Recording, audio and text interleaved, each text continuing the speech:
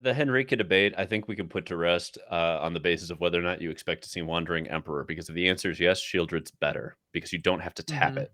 It just wins the game on its own. Yeah, it just sits there and wins. Yes. And also, huge thank you to John Mankey coming in with the raid. So apologies for the delay there. We are on the delay for coverage, but thank you so much, John. We hope your stream went well, and welcome Raiders. Thank you for spending a little bit of time with us here this Sunday. You rock. We appreciate it. Yeah. Don't forget to follow, like, subscribe, all that jazz. Hollywood Pizza puts on one hell of a show, as you all know, which is why you are all here. Every little Absolutely. bit helps. It's all about supporting the community and being there for the community. And that's why we're here. Oh, 100%. Yeah. And by the way, actually, Hollywood Pizza, the man behind these events, who's been putting these on for literally years now, is also a streamer. So if you want to see the man, the myth, the legend himself, just drop a follow right here and keep an eye on those notifications because he usually streams in the evening playing all kinds of fun stuff. Also has a YouTube channel, which, Oh, yeah. that's been popping up in chat every so often. Check that out. It's pretty cool. Yeah, the YouTube channel will have replays of the top 8 typically from these tournaments, Yep. and believe me, I've gone through a few of them at different points trying to find lines and look at different play styles just to figure different pieces of a metagame out. Very helpful. But it looks Absolutely. like we are into game 1 here, right? We're here. Top 8. It's happening. And yeah, we're watching Blue Robot here, Andy Mega. Also, another streamer, lovely individual. Give him a follow. But yeah, Lay Down Arms hitting that Blood Tithe Harvester, and another ambitious farmhand. Making sure those land All drops right. are on time. And we're seeing the push here for the ambitious farmhand and the lay down arms instead of a fable, which is interesting. Mm-hmm. They really wanted to push through on that with the lay down arms early, which I've not often seen, but I don't necessarily disagree with. Now, do you go into the Wandering Emperor here, or are you on Fable Life? I think I attack Ooh. first, and if they block, I Wandering Emperor uptick. The If they only don't, issue I mean, Fable like, only. I love this play in the sense that you get to the 2 extra, like, the 2 free points. The problem with it is that you are absolutely letting them know you have Wandering Emperor, or you have the biggest bluff of all time for standard Yes, currently. that's exactly it. Yes, true. Yeah, the information is a factor. Yes, you are telegraphing that pretty hard. Yeah. Don't get me wrong, if I'm playing in the top 8 of a high-end tournament, I may make that play without the Wandering Emperor because I know they'll respect it. It's kinda like Mhm. poker mind games where if you're playing at the local bar, a game of poker, they're not gonna know you're even bluffing. They don't know they don't know Right. that line. But when you get to these higher end Magic plays, they're gonna know the line. Ooh, and we're Absolutely. gonna just take 2 Ooh. life. Ooh, 4 life. Okay. Wow. This is 70. Yeah, you have a Sheldred. I don't care. I need to draw the card. So here we Oh, go. but this was perfect. I mean, they got the laydown arms and the Lorn for the Fable. Yeah. Like that. Wow, that's gonna work out really well. Oh yeah. There's nothing wrong with that. And this actually brings up a point that I've been wondering about for a while, which is when is it going to be time to play 3 Lorn or 4 Lorn in the main of any white based deck? And ladies and gentlemen, I do believe we're here. Yeah. I'm not saying that they are playing 3. I'm saying Lorn's that good in a meta full of Fable, in a meta full of Wedding Announcement. Mm-hmm. Lorn is the solution, and I'm loving that it's coming into the main boards now. Yes. And yes, Blue Robot is playing 3 Lorn of the third path in the mains. Yeah, I think the Ah, card's nice. excellent. Yeah. Love I it. mean, it's white reclamation stage with upside. Why not? Yes. Like, why wouldn't you run it? Yeah. Oh, and all these free treasure tokens just rolling right through. Yep. Seems good. And Wandering Emperor is going to pretty quickly get at least one of these creatures, hopefully, to the point where they can flip an ambitious farmhand and just start Mm-hmm. life linking right back.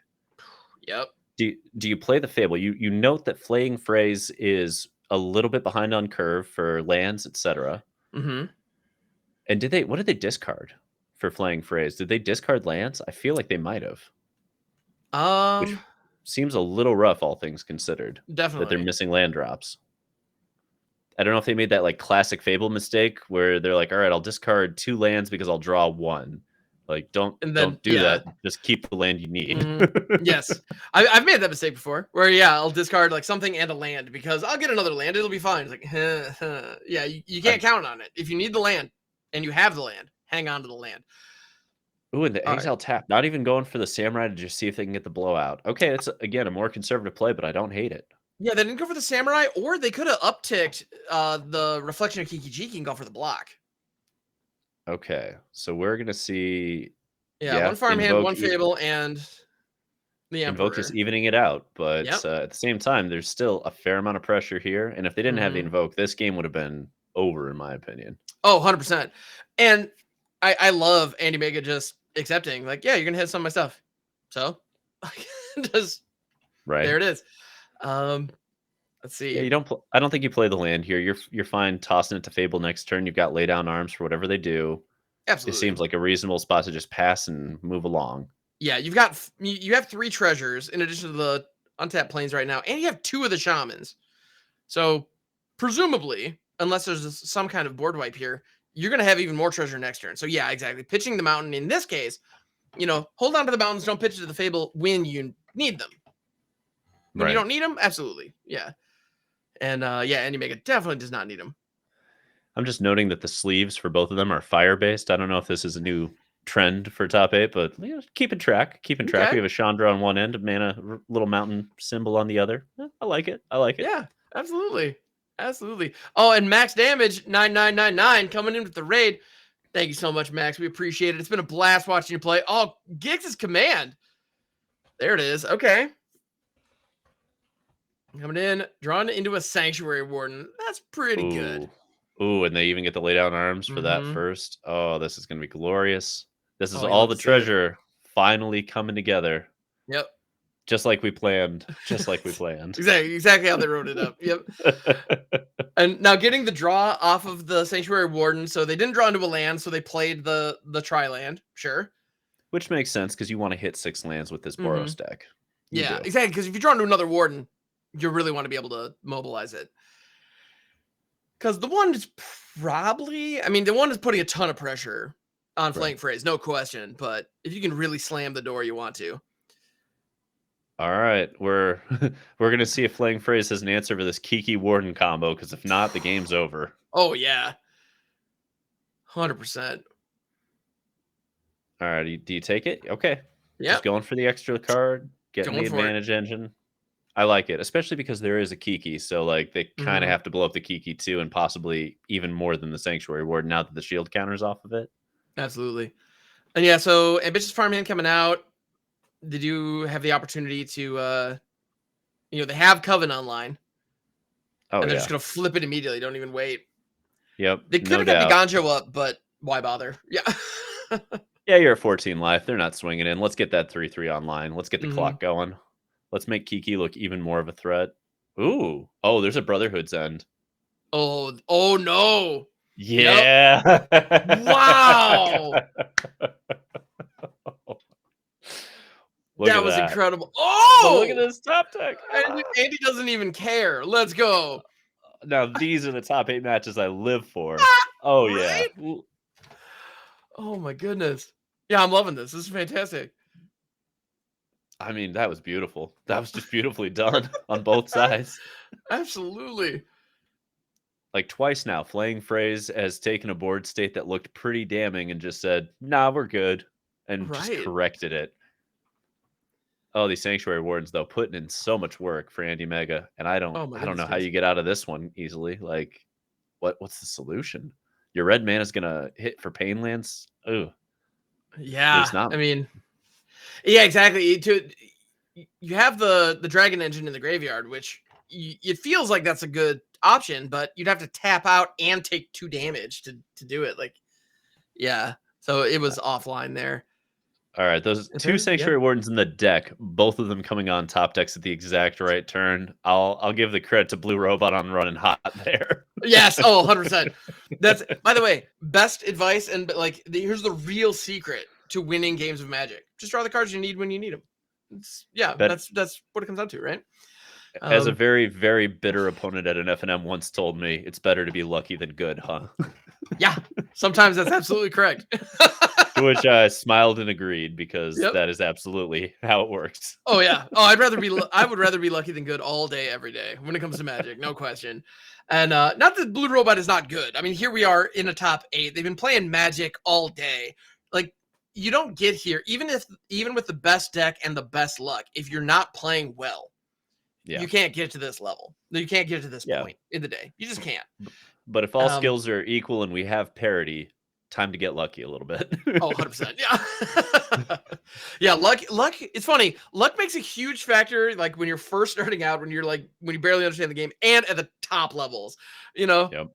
I mean, it's a Yep. factor everywhere, but, like, you really But notice it in those But when situations. there's a disparity of skill, luck doesn't make up for that. Not past a Right. certain point. I mean, don't get me wrong. There are tournaments I've gone into where I'm like, okay, my skill level not going to be where it needs to be to compete with these players. Like the first and only pro tour I went to, I didn't Mm. play the best deck in the format because I knew I wasn't at the level that the other people were. I played the luckiest deck in the format. I was like, all right, we're playing combo and they just can't have it. But if they don't have it, I'm just going to EXO the pro tour. Obviously, I went 06 and that didn't work. Dang. Hey, man, but you had a shot. That's awesome. Yeah.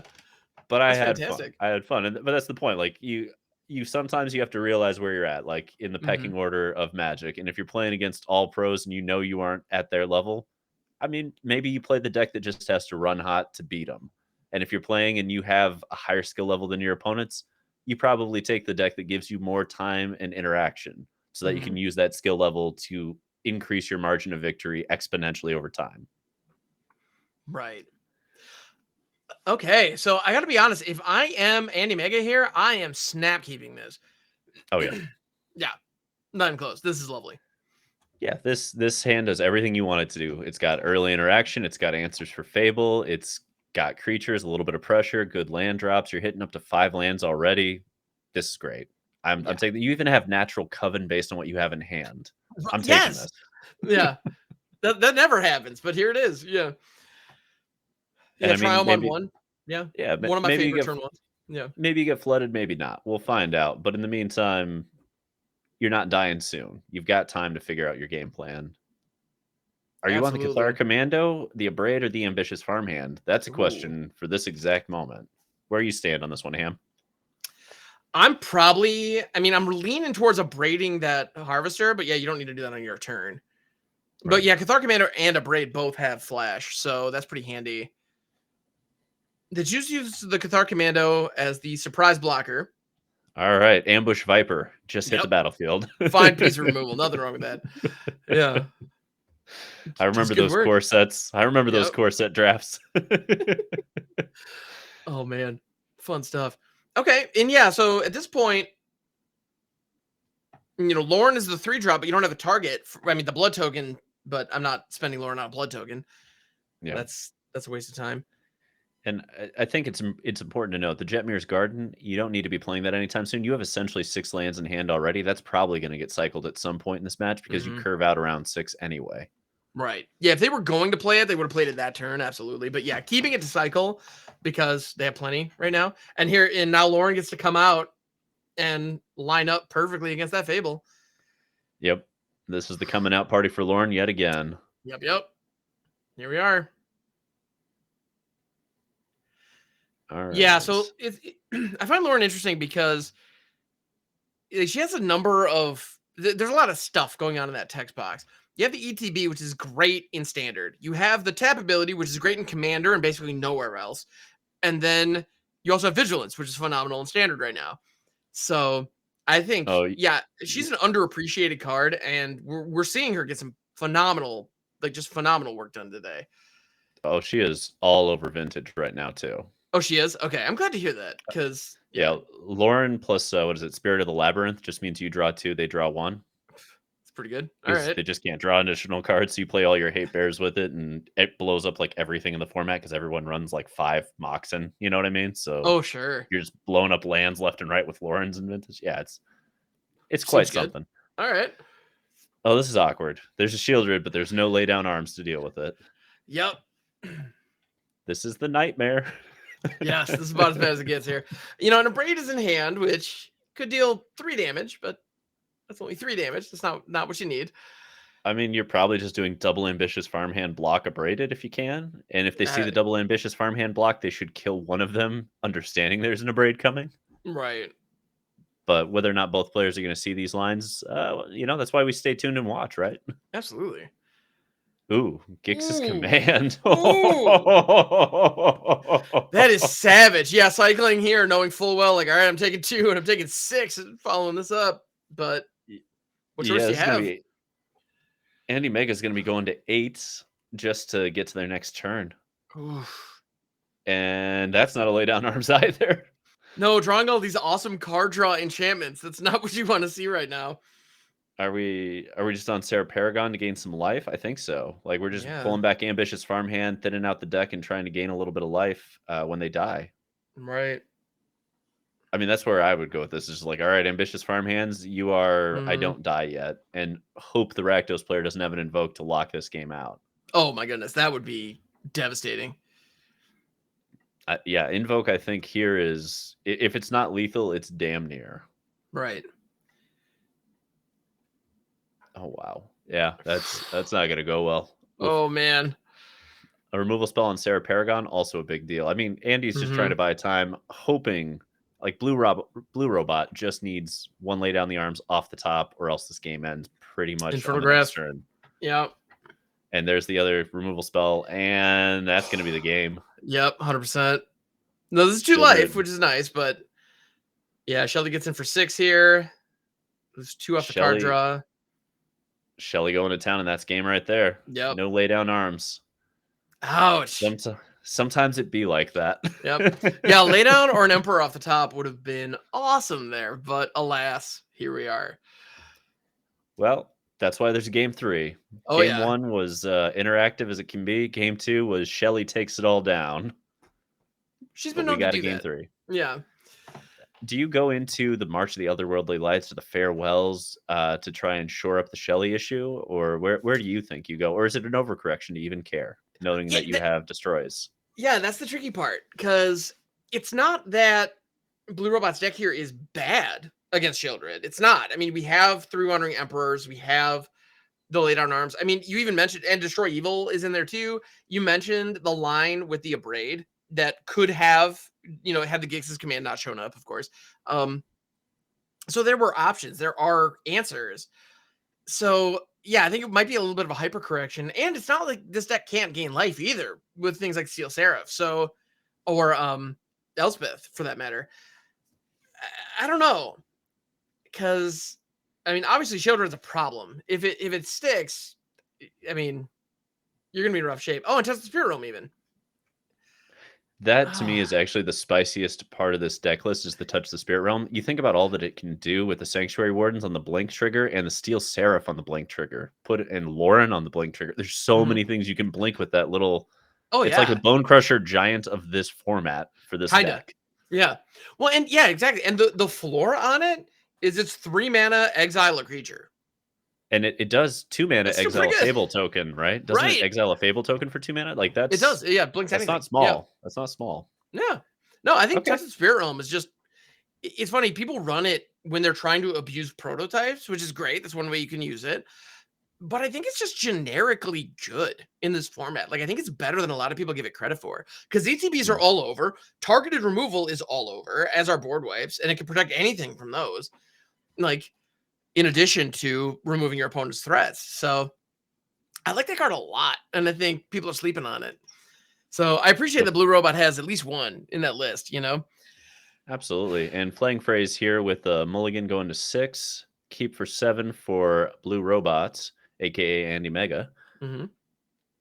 Let's see where it takes them. All right, little Jetmir Garden action might as well. Things not really starting quick, but Lauren's about to make an appearance, I think. Perfect. I think you're right. Yeah, I mean, had that Bankbuster not shown up, they had wedding announcement. Great play, nothing wrong with that. But because the Bankbuster did show up, I mean, and that right there feels, I mean, yeah, it's a 3-drop taken out of 2-drop, but it was a 2-drop that was going to draw 3 cards and apply pressure to the life total. So, ooh, are we doing this? Are we okay? We're doing it. I mean, I kind of like this. I'm a little concerned that Shieldred's coming next turn. I'm a little concerned. That would be an issue, yes. Like, have we played this game before? Like, oh no, don't be Shelly. Don't be Shelly. Yeah, that would be problematic for sure. Like, this is such a good play if Shelly doesn't come out, but it's gonna feel real bad if it does. Meanwhile, if they're trying to set up an Invoke, then it's amazing if you're trying to deal with Invoke. Oh, there she is. No. All right. Everybody draw a card real quick. I got to find an answer. There's the Shelly. No. No. Oh. Top. Let's go. Oh, never punished. Get him. Get him. I gotta say, one thing that I've really enjoyed about watching Blue Robot play around Sheldred, like earlier, they straight up just discarded 2 things into the Fable Chapter 2. It's like, I don't care, just boom. And I don't know, and 2 cards deep, they found the answer. So, you know, Now, like I'm if you have curious an here. opportunity to dig, it's just what you have to do. And I'm curious. We saw Blue Robot not swing with a 1/1 there so that they could get the extra 1/1 off winning announcement instead of the extra card. Do you agree with going that route instead of trying to get the card advantage here, especially with all the wraths running around? Because we saw Burn Down the House already get discarded. We've seen Brotherhood's end. We've seen the Gix command. Do you really want the 1/1 more than you want the card? that is an interesting choice for sure. I mean, you're about to go wide, hopefully, so I can appreciate the thought. You know, because the wedding announcement is going to flip soon. And Sanctuary Warden's coming out to play now. Which is no joke for sure. I also love the, drawing with Lauren. That's a really aggressive choice, and I kind of dig it, I do too. Yeah. All right, I love the Harvester Sanctuary. with Kiki Jiki. That's legit. Yeah, that lay down arms is going to get burned real quick here in a moment. Mm-hmm. In the meantime, I'm assuming they're going to blow out the Lauren of the Third Path, probably. Probably. That'd be my guess. Yeah, she's been providing a lot of value, so I can appreciate not wanting her to stick around. And no draw there. Interesting. Okay. Okay. Well, I think Lay Down Arms is probably going to have to make an appearance here, right? Yeah, I think there's a high likelihood of that. Although they could wait until Flaying Phrase taps the reflection on the next turn, targeting the Harvester, then you lay down the Harvester, and there's another option here that's very weird. You could just hit the Graveyard Trespasser and swing for 12. That's a lot. You know what I mean? Put them to 5 because they don't want to block with the Harvester. Force them to have a Wrath effect, which would blow out the Kiki and the Harvester also. Right.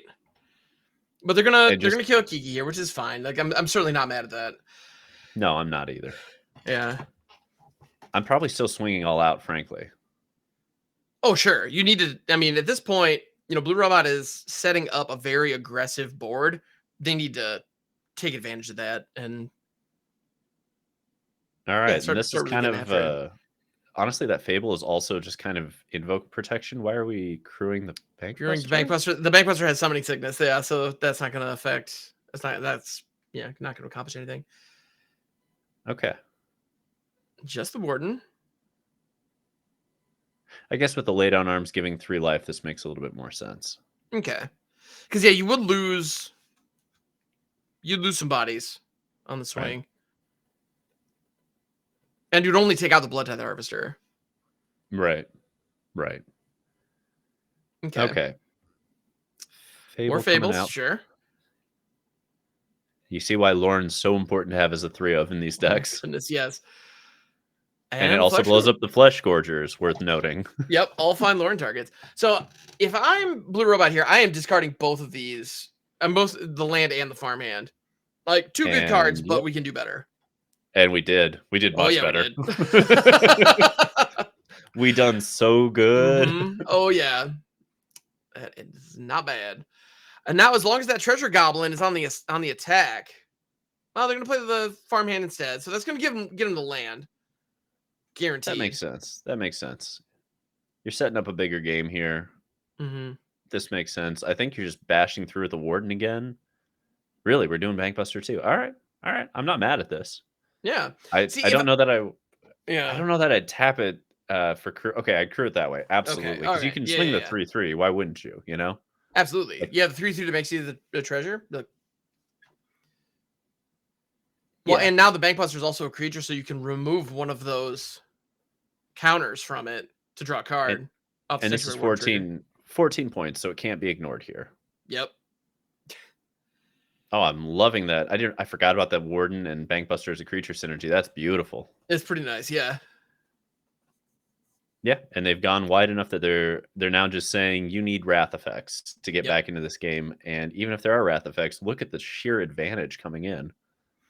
Like, Yeah, so the double block on Bankbuster is real, but the Treasure Goblin trading for a Flesh Gorger. Oh man, if you're Blue Robot, I mean, you're living your best life right now. This feels great. and if you're playing Phrase, you're looking for a burn down the house and then another piece removal for Sanctuary Warden, hoping the last 3 cards are land. Yep. Because there's still roadside reliquaries coming to be played. Ooh, that's helpful. Yeah. Yeah. That does a Giga's lot of work.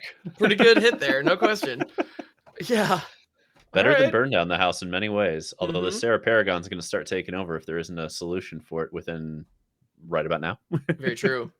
Yeah, because there's the Lauren in Graveyard, and the Bankbuster can come back as well. Oh yeah, I'm doing So probably Lauren here blowing up that Fable. that's what I'm thinking too. Yeah, I mean, might as Yeah, well. You lay can down arms. lay down some Well, more. I'm not mad at that either because I mean, looking at the board state, the likelihood of Blue Robot wanting that depopulate at any point in this game moving forward, I think, is pretty low. Yeah, even I a don't see Shelly any you're not really problem. worried about. Yeah, Yeah, you're I don't not see really any even worried problem about it. discarding that. Yeah. Paragon taking that chunk out of Flaying Phrase life. They're down to 7. And I'm not. I also understand leaving the laydown arms in hand just because the life gain of 3 life might be Mhm. something you don't want to deal with right now. Sure. Maybe you just want a wedding announcement so that you can keep it rolling. But it looks like they're just leaving up Wandering Emperor and saying, "Let's see what you do." Yeah, and with the treasure, they have Emperor and Lay Down Arms up. So Oh, and also pretty sweet. Roadside Reliquary because of the treasure. Yeah. True. Yep. Okay. Go for Okay. throw. We'll go for them. Sure. Bummer, but all right. What are you gonna do? Oh, but you know what's great? Kiki. Kiki's pretty great.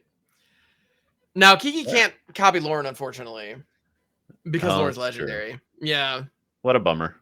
it is a bummer. I agree. It's a Do you mad just bummer. do you just block with the Lauren then and take down the Graveyard Trespass? I would here. Just I would probably take out the block. Trespass.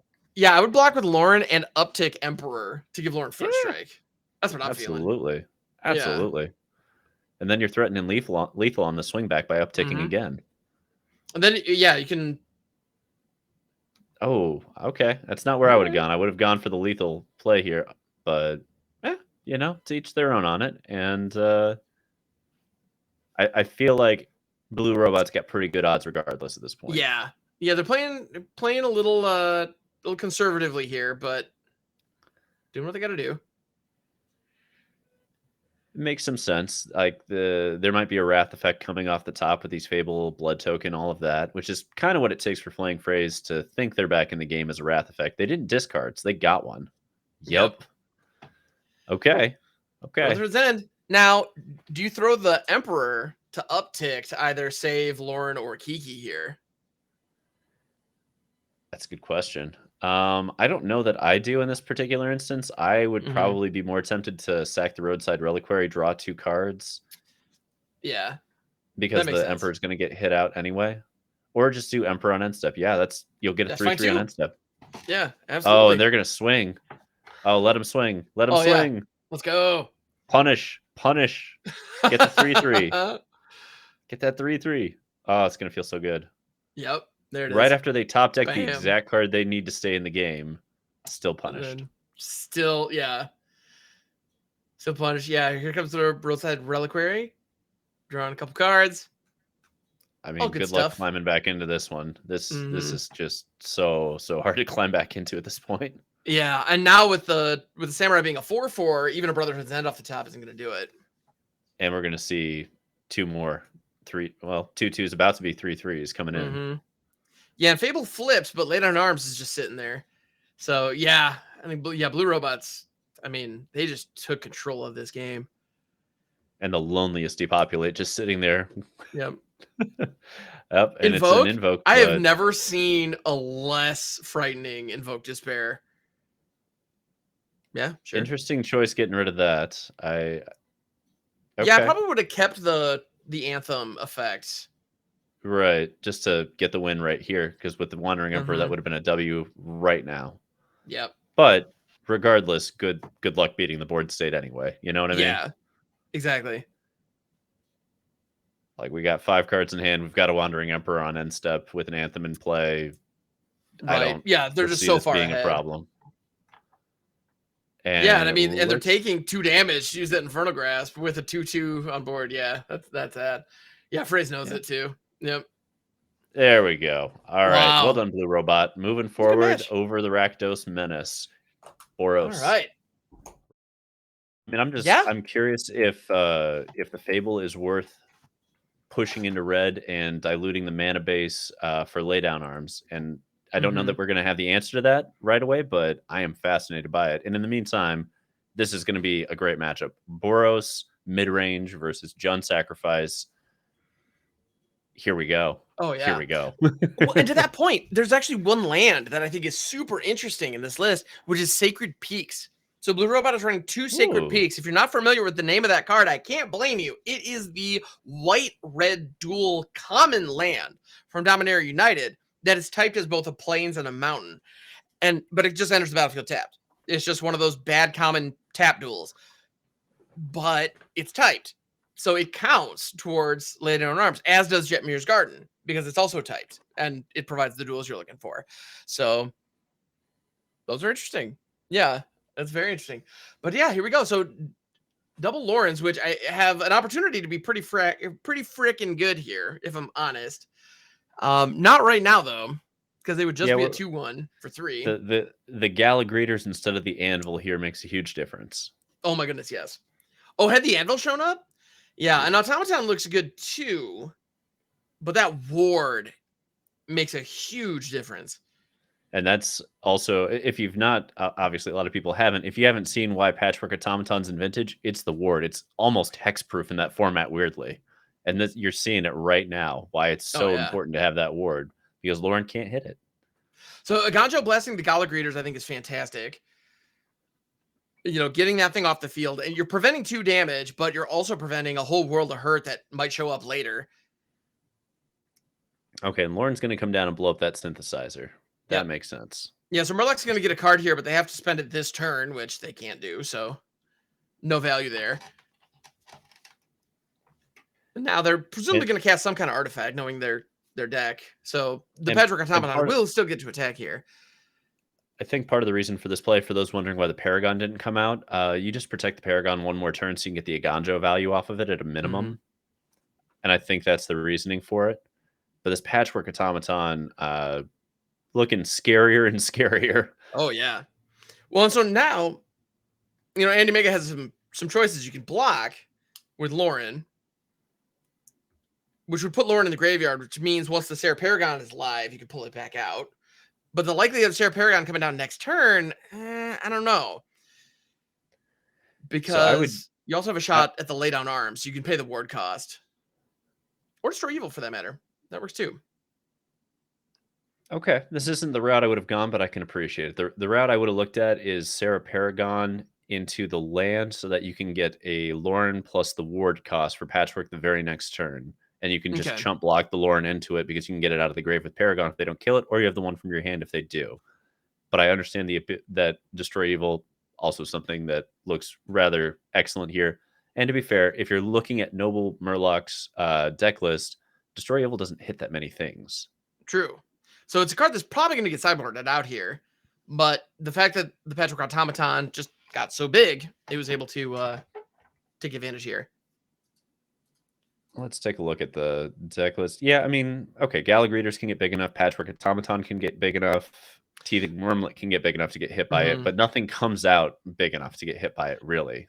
Yeah, unless the Flesh Gorger is paid without the prototype cost, which, to be honest, I don't think is likely in this deck at all.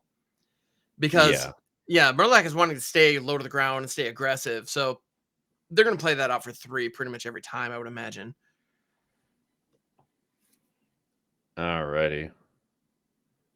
Are we pushing the Lauren? We're pushing the Lauren. Pushing the Lauren. All right. I mean, you keep the one without Summoning Sickness, absolutely. Oh, yeah, 100%. Yeah, you keep the one without Summoning Sickness, get rid of the Lifelinker over there. Interesting. It's just really down the Samurai, not the Gala Greeters. Okay. This is a part that also confuses me a little. There are only 2 removal spells for Sarah Paragon in the entire 60 that we're seeing in game 1 for Noble Murloc. would you have played the Sarah Paragon out instead, knowing that there's almost no removal for it? I don't know. I feel like at this point, going up against any kind of when you're the control deck in a match like this, at the end of the day, what you really need to be doing is surviving. So first things first, you need to be preventing damage. So yeah, what would have been better there? Having a 3/4 flyer on board to deal with this, or getting rid of those threats. You can make a solid case for either. And playing out the Sarah Paragon with the Lauren down, if they attacked with the Gorger, which they would no doubt do alongside everything else they have on the board here, you could have double blocked. You would have taken the the Gallagrators there, but I don't know. I'm not. It's tough to say because now they're going to be able to play the Paragon, but there's a high likelihood that Murloc. Oh no, the Patrick Automaton, that hurts potentially. Yeah, a little more gas got put in the tank. Mm-hmm. Oofta. And this is where not having that Sarah Paragon out really hurts because you can't just start cracking Laurens out of your grave left and right. Which you have to definitely run it out now, but exactly. And they could have. They didn't play they played the land, so you couldn't get it off the Paragon, which also would have been good because then you can get Sanctuary Ward in the next turn. Yeah. Whereas now, they can still go that route, but I don't know. It's the little things. It's the little things. We'll see how it pans out, though. This game's far from over still. There's time. There's Laurens in the grave. Yep. I think you're blocking Teething Wormlet here because you can Lauren. Okay. Yeah, Wormlet having Death Touch is problematic for sure. Ooh, so not playing that land last turn with the Sarah Paragon means there's no 6th land to go Lauren plus touch the Spirit Realm, and even so, I don't think it would have been enough. Yeah, so you still lose. Yeah, they can go Lauren Bankbuster here, but too much damage. Yeah. It was really critical to get certain sequencing down, and I think the turn they played Destroy Evil instead of the Sarah Paragon is what got him in the end here. Right. But to be fair, learning how to play against a deck you've never seen before that is the spiciest brew I've seen all day. You're not going to sequence correctly most of the time the very first time you play that deck. It's going to be tough. Now, if they can play out Lauren, blow up the Goldhound or the Transmogrifier, and then they could channel Touch the Spirit Realm on the attacks, blinking the Wormlet. True. Or the Gallagrators, which would remove the counters and prevent the damage. But at the end of the day, it's 2 damage. It's just 2. Their life is 2. So, well, okay. So if they play the Lauren out, they get rid of Translash. Let's say they blink the Gallagrators, they block the Lauren to the 3/3, and the Sarah Paragon blocks the Patchwork. Goldhound hits for 1. They go to 1, but Lauren dies, giving them 2 more life. 2 more, exile, putting them to 3. We're still in this game. Still in it. Let's go, baby. One time. Nothing is over. Let's do this. Yeah. But we can think our way through it. Right. In the previous turn, they would have had far more options had they played a Ganjo off of the Sarah Paragon rather than playing the land out of their hand, before playing the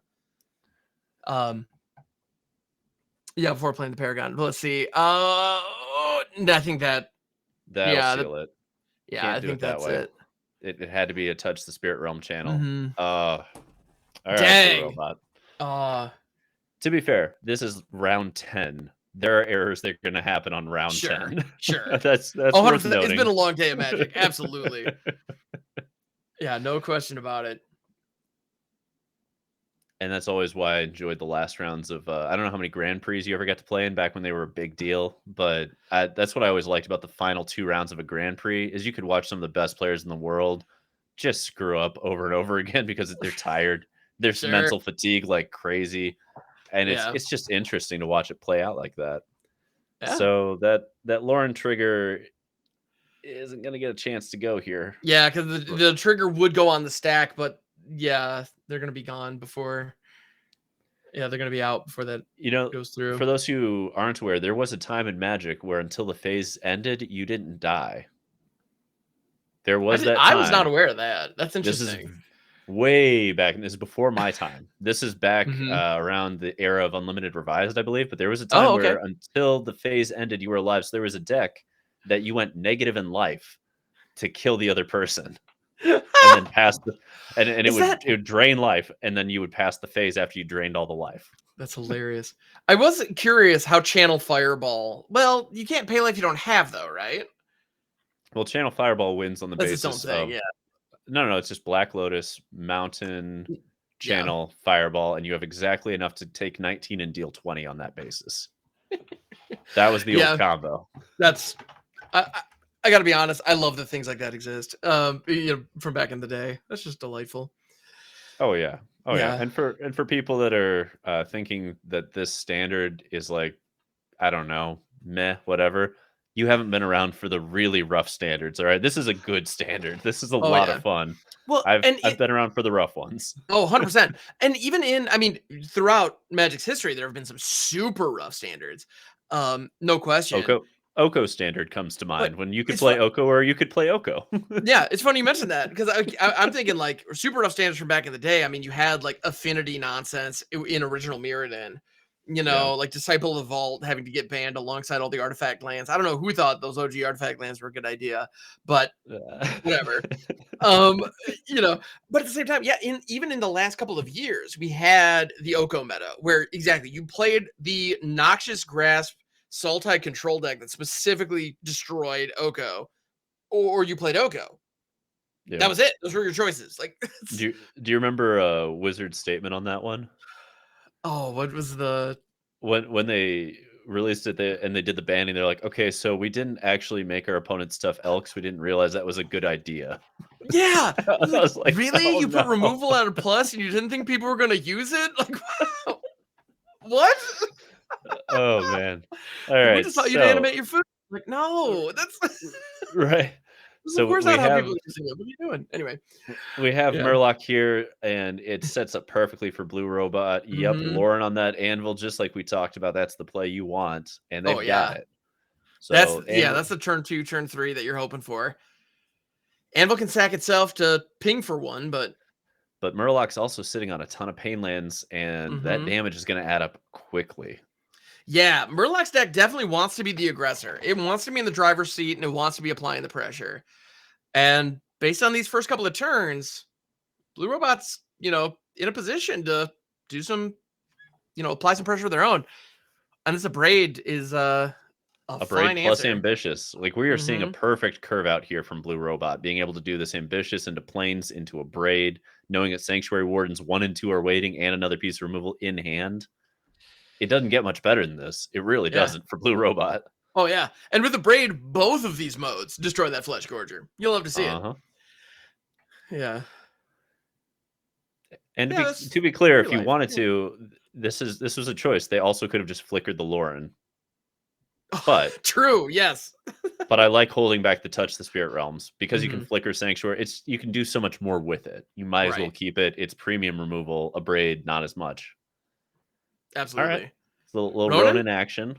Swing it on in without the, without Wormlet online, without the Anvil, without other ways to get value, or even something as simple as a Gala Greeters, to benefit from the Ronin. Yeah, it's just being a 2/2, whatever. Yeah, Murloc has to go for the throat. They definitely want to get rid of Lauren here. And yep, they're looking. Ooh, Steel Seraph, perfect. Get into that lifelink era real quick. Oh yeah. Well, and it's funny too. The matches where you want to be drawing cards with Lauren versus the matches that you don't, it varies dramatically. And I think Andy Mega, Blue Robot, is doing a good job of identifying. Okay, in this matchup, my cards, like individually, pound for pound, my cards are just better. So yeah, you can have one of your cards. I will get one of my cards. I come out ahead here, because they're so ahead on board. They can afford that. I think this deck by Noble Murloc is gonna take a little bit more tuning because the idea is really strong. Patchwork Automaton is hard to deal with for anybody, and this is a really interesting deck. It needs some more tuning. But I expect to see a new version of this running around on Arena within the next 24 hours because somebody's going to have some fun trying to break it. And it 100%. looks like it could do it. Yeah. Like the ability to get all these triggers off Reinforced Ronins and Anvils with Teething Wormlets, with Gala Greeters, with Patchwork Automatons. That's 12 different pieces that work with those engines. That's great. Oh, the synergies are just off the charts here. Yeah. Ooh. And there's another Steel Seraph. That's going to be rough to try and deal with. especially because Absolutely. this Touch the Spirit Realm just flickers. Just flicker, Exactly. you know? No And removal here. yeah, and mad props to Blue Robot for holding back that Touch the Spirit Realm, because it's very tempted to just rip it when you have a prototype creature down Oh, yeah. and just, get crazy good value. However, in this case, holding it because you have the opportunity to not just get a big prototype creature out of it, but also effectively counter a piece of removal. Because Right. if Murloc hits a piece of removal that can target that Seraph, they're going to. No question. Yep, and it looks like Murloc is understanding where this game state's going and is trying to Mhm. find a solution quickly. Yeah, there's the anvil. Okay. And at the very least, actually, even if no removal shows up, the Touch of Spirit Realm can at least stymie one of these attacks in a fun way. I mean, Or you can just interesting. take They're it taking this because you're very going to be fine. yeah. Oh, I would have probably blocked with an Ambitious, but I absolutely Mhm. understand taking it to not turn on Anvil automatically, and there you go. Yeah. Noble Murloc knows where it's going, doesn't waste any time, says, okay, Mhm. let's move on. Yep. All Yeah, right, this is so interesting. game 3. This is where Noble Murloc's sitting on the play, correct? Mhm. And I mean, that's where the deck wants to be. It'll be in the driver's seat. So 100%. whatever you're doing, these Flame Blessed Bolts, that's key here. That's where that red splash really starts to make more sense, as you have those turn 1 removal spells for the hyper aggro decks like Noble Murloc has. Right. Absolutely. So it's funny. We were talking about standards that were far less fun than the standard we're in right now. And we Yeah. mentioned Oko. But even Oh, in the yeah. last 2 years, we also had the Emergent Ultimatum meta, where that Sultai Ugh. deck was just the thing.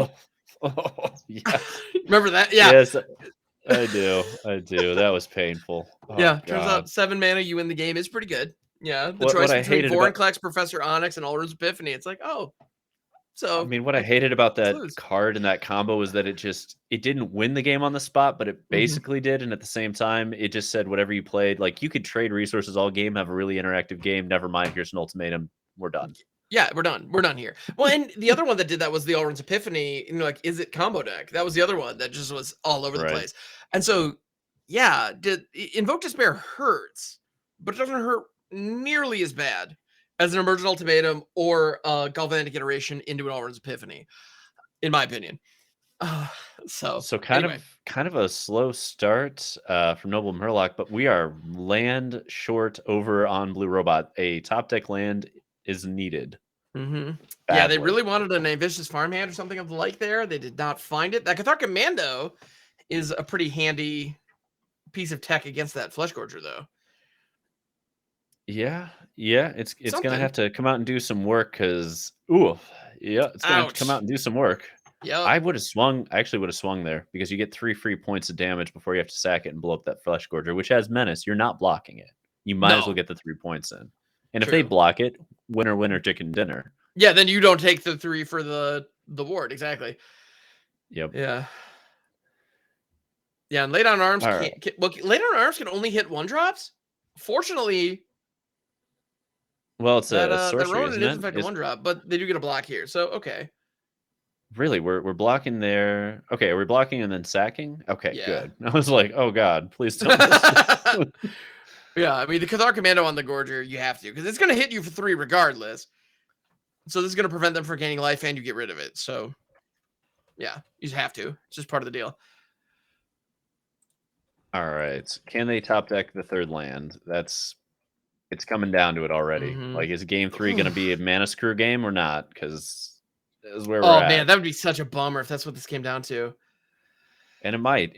We might see a march Mhm. here just to help in case that happens. But what do you get rid of? I mean, do you dump out Depopulate and Sarah Paragon and take that Flesh Gorger off the battlefield? Ooh, that feels real bad. There's the Ooh, land. and they Okay. hit it. They hit Excellent. it. Let's go. I'm gonna assume we're gonna see a Fable here to clean everything up in terms of land drops, but I could be wrong. We might see the Silex come out to just set the tone for don't overextend. Yeah, but the problem with that is if I mean, yeah, But they've already it missed the land drop, so mhm. they know that the Silex isn't guaranteed to pop next turn. Yeah, I think you got to throw Fable here, because if they don't have removal for the Shaman, you're getting an additional mana next turn, and that chapter 2 gives you a high likelihood of drawing into another land. So I feel Right. like you have to. It And then the also turn does a after, good and job. then the turn after that, you have depopulate. So if Well, Murloc and it blocks commits the to the board, yeah. it blocks the 2/2, the reinforced Ronin, which is great because depopulate can't answer that. True. And a Gallag Reader, sure, Oh, why all not? We can right. do that Yep. in the reinforced. Well, Just toss it actually, down. Murloc is shy on red sources. They only have the one Oh mountain, and they wow. usually play the synthesizer. Well, they've There's the got a grass, grasp. though. So here we Doggone it. go. Yep. All But this right. is where you want to get that okay, I think we're discarding 2 and looking for land here. Oh yeah, easy. Is it the Wandering Emperors? I think it's the Paragon too. Yeah. Yeah, yeah. We're I'm not not trying to grind. right. I'm not happy with that, but at the same time, what choice do you have? So Depopulate. yeah, I think you have to. You don't take the ward damage. You get rid of 2, potential Oh, this is actually powerhouses. this is a great position. Like people may disagree with the Sarah Paragon, but the life of Wandering Emperor is relevant. The instant Mm. speed exile is super relevant against a deck with reinforced Ronin, with the Razor Lash Transmogrant. All of these cards that you have issues answer. What the hell? Excellent. Card Living Legacy. Let's go. Oh, I'm it's so Power Stone happy. time. I'm so happy. I've never seen that even played and constructed. I'm so happy right now. Yep, it's a Fantastic. two of in the sideboard. I Murloc, don't you even know what crazy, it but we like you. what Yeah. the hell does it even do? I gotta look it up. +1, you create a Power Stone, a tap Power Stone token, which is Okay. pretty darn rad Okay. if you ask me. Then Yeah. it has a -1 where you can pay -1 and then pay any amount of mana that you want into it. And when you pay mana into it, you then look at the top X cards of your library, with the X being the amount of mana, and then you put one of them into your hand. So you can draw off it, and then it has an ultimate that turns all of your artifacts into little machine guns where they can just tap and ping.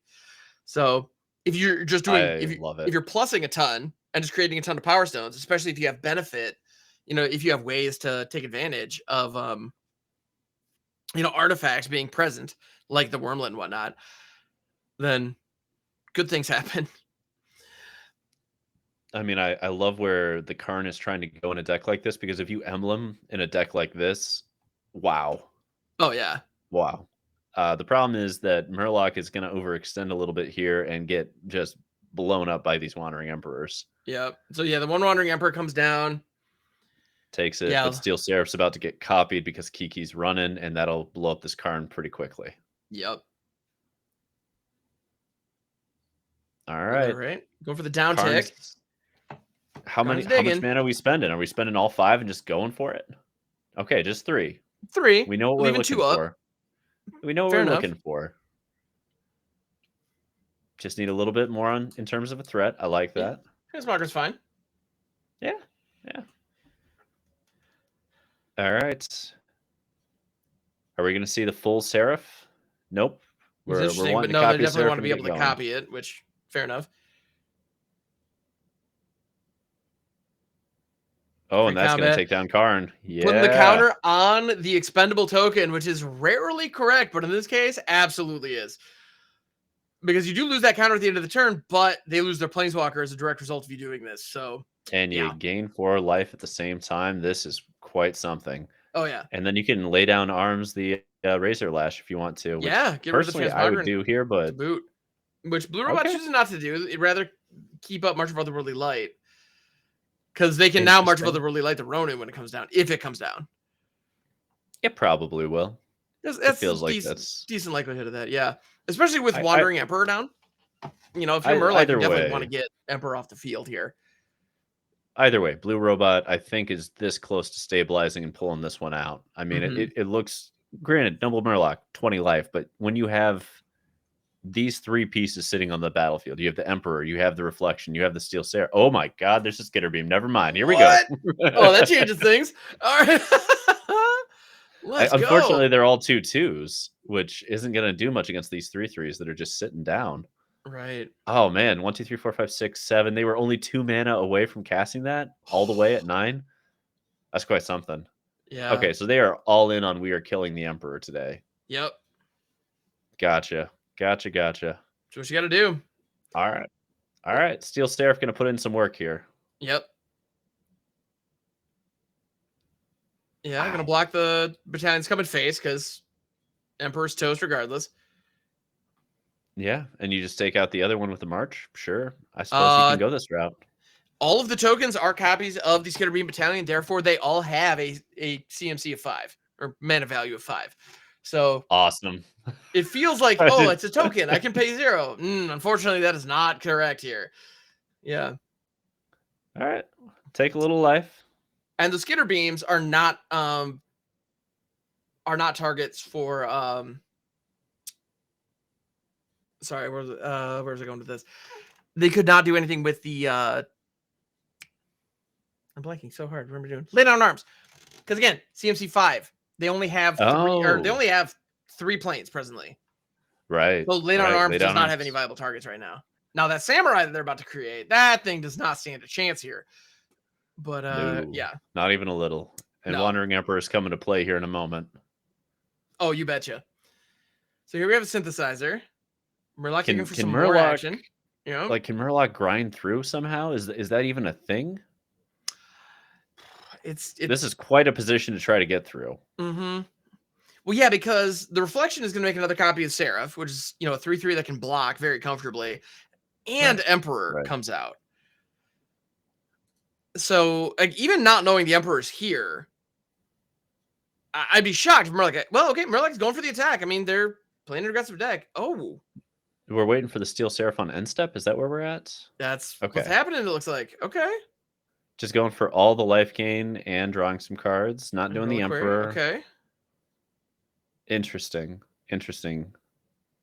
Another lay down arm. Sundown Pass, not a typed land. So that does not help with the both these decks...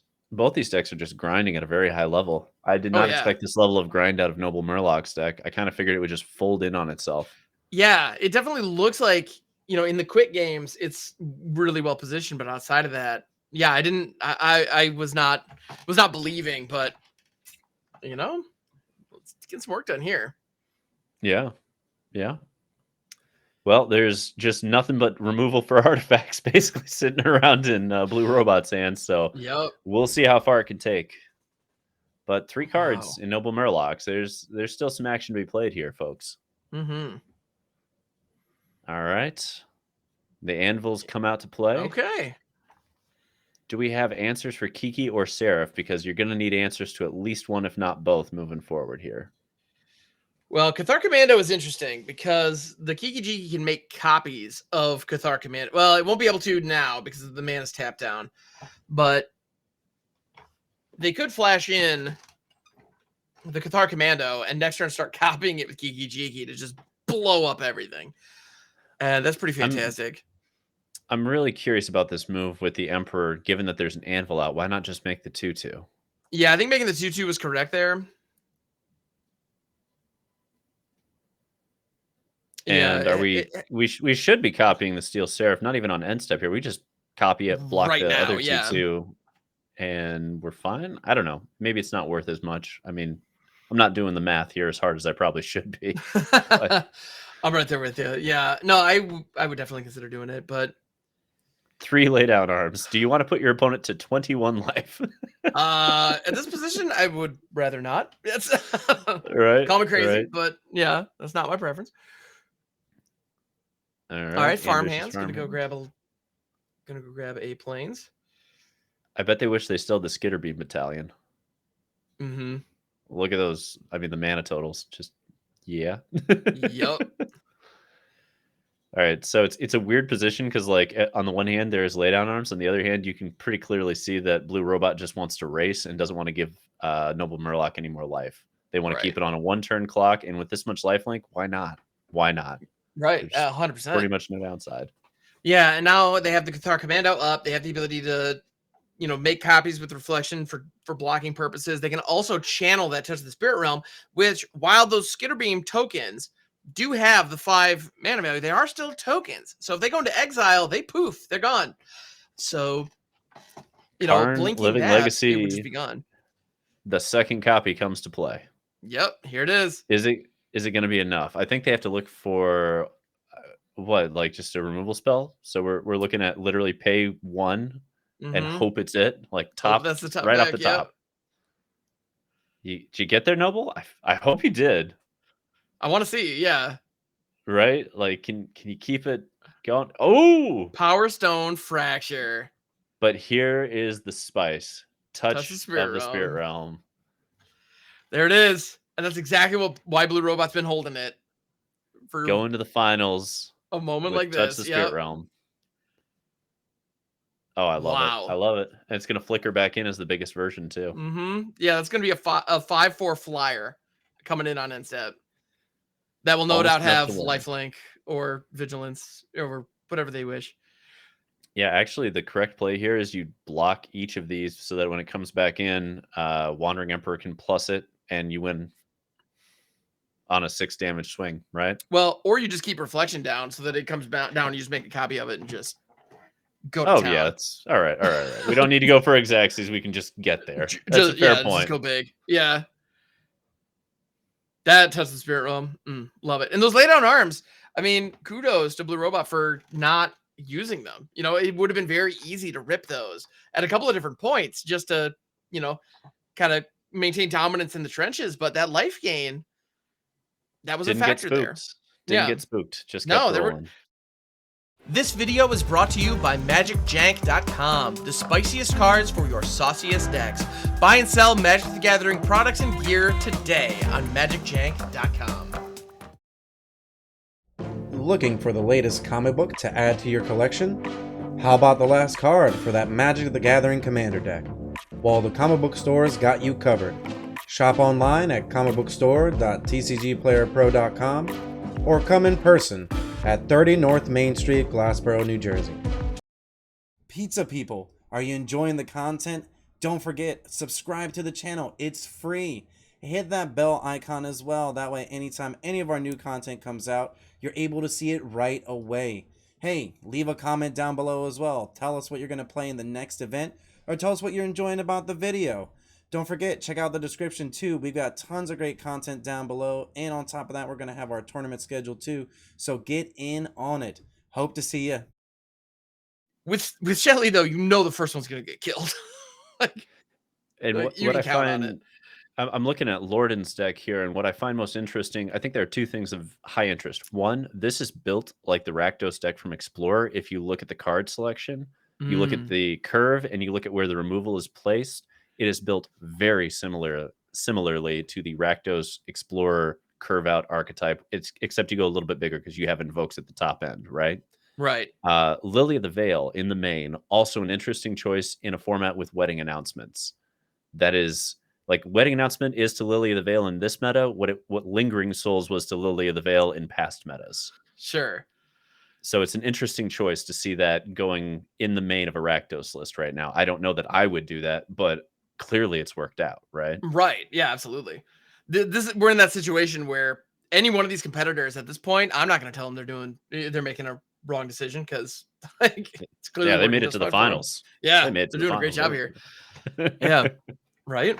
And so here we are. This is the finals. We are underway, and we have a tenacious underdog coming out, Cathar Commando in Blue Robot's hand here. And full disclosure, actually, Blue Robot's a friend of mine. I've had the privilege of doing coverage actually in another event a while ago now with Blue Robot. Lovely, lovely fellow. And so I'm a little partial. I'm kind of rooting for him. No offense to Lorden. I have no doubt I mean, obviously they've had a phenomenal day. So first and foremost, we all want to see a good game of Magic here. But I'm going to yeah, be partial to Blue Robot anyway because they're streaming it. that does help. Yeah, You know what I that is mean? nice. And end of the day, the person who streams it gets the hero status because the other person's not. So, Is what it is. Yeah, they're awesome. allowing us to watch the finals, and I'm loving it. I'm loving it. Do we do the pretty Fable great. or the wedding announcement if you're in this position? Like, All where right. do you I would land probably on go. Ham? I would probably go into Fable there, but at the same time, either are good. Okay. But Blue Robot disagrees, going with the wedding announcement. Again, I'm not telling them they're doing anything wrong. So I agree with the wedding announcement play for two reasons here. The first is, do you want to discard any of these cards to Fable? Fair point. And so you're losing mode 2 pretty hard already. The second reason I have for it is that Fable is opening. Okay, Fable is opening up removal being more relevant on their end, whereas wedding announcement is just extra invoke protection and now we flooded the board. Fair enough. If it's Yeah. played early. So I get the reasoning on announcement there. I think it's important to note it though, because I think the auto play is Fable, because that's like, yeah, why wouldn't you play the Fable? You get the treasure token, it accelerates your mana, it fixes your More hand. likely to hit your, yeah, exactly. More likely to hit your land drops, all that jazz. But Sure. with this specific position, you're not really trying to fix your hand, and you don't really need more mana. You need one more land, but that's it. Right. Absolutely. So, okay, so here we go. We have a chump block on the Graveyard Trespasser. Now, they have the option for a double block, but if they did that, then that Go for the Throat, that was going to hit that Shaman anyway, would have been a pretty big blow up. Well, would have been about the same in the end. Would have been a bummer. Yeah, and the end result would have been the same, exactly. I don't know that I would have blocked with the 1/1 unless I was going to do the double block. That was an interesting choice. So we're going to see the swing in here and not doing another Fable. That's also interesting. I would have been very tempted to play the Fable, A, to keep it on day mode, and B, again, we're talking about Invoke Protection and a half. You have 3 enchantments running and plenty of creatures. Invoke almost doesn't matter. Right. Yeah, and it's this very graveyard's rare coming that in. Invoke doesn't matter. Yeah. Okay, so is this just Wandering Emperor comes, okay, clean up the mess with the Emperor, probably discard, what is it? Well, you could discard, or you could create the Samurai and double block, but they are going to go for the Exile. I haven't seen a lot of create Samurai out of Blue Robot this tournament, to be honest with you. I've seen a lot of Exile. Sure, fair enough. And to be fair, I kind of figured. The Exile and the life gain is pretty awesome, so... Don't want to get blown out in the finals either. Got to play it a little bit safe. Absolutely. Certainly. Ooh, Duress is a pretty good hit. Yeah. Yeah, you can play around Destroy Evil, and you don't often have a clean shot at Fable, so got to take that when you can. Yeah. All right. Now, if I am Andy Mega, Blue Robot, I am plussing the Wandering Emperor on the Kiki here to make sure it's out of Brotherhood's end range, because they do have 2 copies in the deck, and then there's no clean solution with that, because Brotherhood's end right now is amazing. Yes, that would be that'd be savage here, to the point where, yeah, if I'm Lord and I have a Brotherhood's end, I am no hesitation ripping it here. Yeah, you blow out the whole board except for a Restoration and a Destroy Evil. Yeah.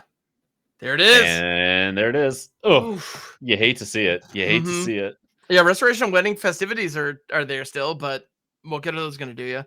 And that's why I would have pushed it on the Kiki, because you put it on the Kiki and it just doesn't matter that much. Like, yeah, you lose a couple tokens in a Wandering Emperor, but you kept the Kiki.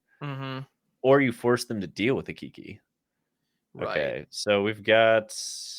There's no reason to discard here, unfortunately. Yeah, I mean, you could discard the land, but... You know, you get the land for free, but you're going to have the... but now it's tapped, which is whatever. So the line that got missed there that I think is worth noting is could have done the Roadside Reliquary on draw step in response, and then gotten it back to use it again. Oh, interesting. And I wouldn't have thought of that, but yeah, that was an option. Yep. It's just a minor play, but it would have potentially given one more draw here. Yeah, so a little extra value. We'll see. Rakdos ahead, but not by a ton. Plenty of game left to play. Destroy Evil could still wipe out this Fable. Yeah, could knock out the Fable before Chapter 2 triggers. Which, if you're going to knock... If you have... I mean, Fable's one of those tricky cards that even when you have removal, it still doesn't feel great, because no matter what, you get value. But, yeah, if you're going to be able to take a shot, leaving it with just the Goblin Shaman, especially when you have a blocker on board, is pretty good. But Blue Robot going to let Chapter 2 happen. Lorden doesn't discard anything. That's pretty scary. I was assuming we were going to see an Invoke there, but we did not. Say, if any piece of removal lands right now, oof. I don't know how you get through. Yeah, and Sorin starts upticking.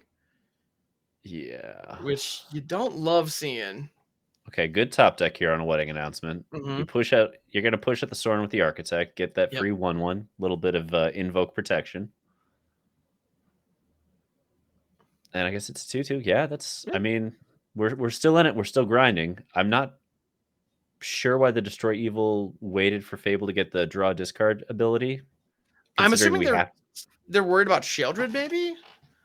I mean, absolutely, but you're going to have to kill the Kiki one way or another, and it's just a question of 2 life and 1 draw step being the differential, probably, if Shelly hits. And if Shelly doesn't hit, then you gave them 2 more cards to look at, potentially. Right.